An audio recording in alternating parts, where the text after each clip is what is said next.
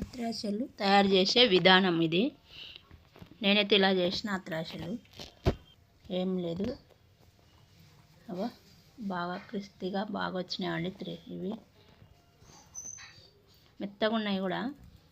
చేసిన మా పిల్లలకైతే చాలా బాగా నచ్చినాయి. మా ఆయనకు కూడా బాగా నచ్చినవి ఇవి.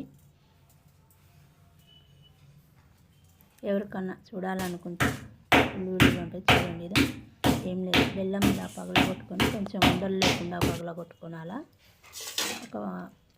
ఒక దెసలో వేసుకొని దీన్ని మనం కొద్దిగా వాటర్ పోసుకునాలా. పాకు రావడానికి కొంచెమే దాంట్లో వాటర్ పోసి అదే లో ఫ్లేమ్లో పెట్టి తీగ పాకం వచ్చే వరకు దీన్ని ఉడకనియాలండి. ఉడకనిచ్చి దీన్ని పాకం వచ్చినాక పాకం వచ్చిందా లేదా అని అప్పుడప్పుడు మనం చూసుకోవాలి. మధ్యలో అట్లా చేయికి అట్లా పట్టి చూస్తే ఇలా తీగలాగా రావాలి. అదే వచ్చింది.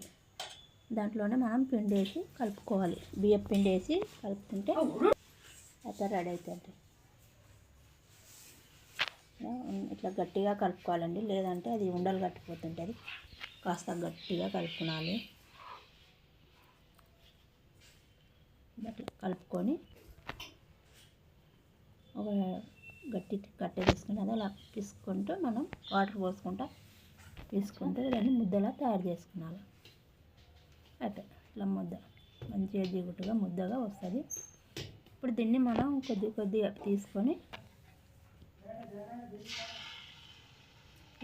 తీసుకొని ఆయిల్లో మనం వేడి ఆయిల్లో వేసుకొని దీన్ని ఇంతే ఇంకా మనం డీప్ ఫ్రై చేసుకోవడం. అయితే రెడీ.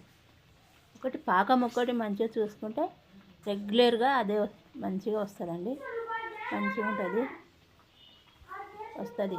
ఇలా మన చేతికి కొంచెం తడి చేసుకొని దాన్ని ఇట్లా ప్రెస్ చేసుకొని అట్లా ఆయిల్ వేసుకొని కొంచెం ఆయిల్లో డీప్ ఫ్రై చేసుకోవడమే.